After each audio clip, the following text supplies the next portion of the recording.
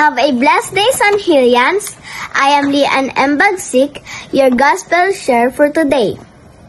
Our Gospel is Luke 1, verse 57 to 66. It is all about the birth of John the Baptist that highlights the fulfillment of God's promise to Elizabeth and Zachariah.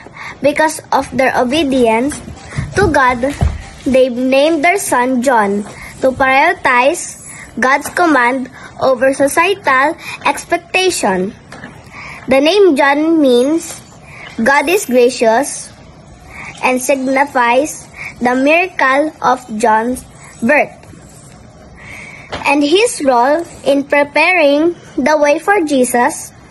After writing the name John, Zachariah immediately restored his speech, and his first act after regaining his voice is to praise God.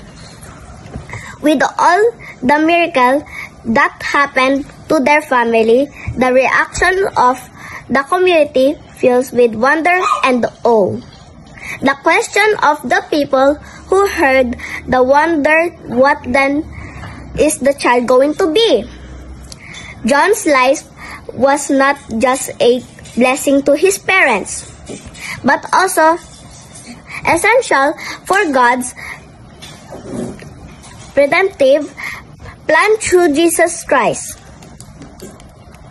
Thank you, Facebook friends.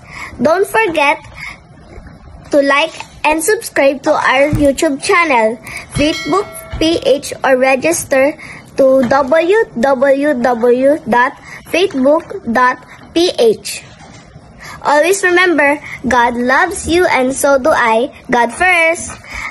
Advance Merry Christmas. Thank you.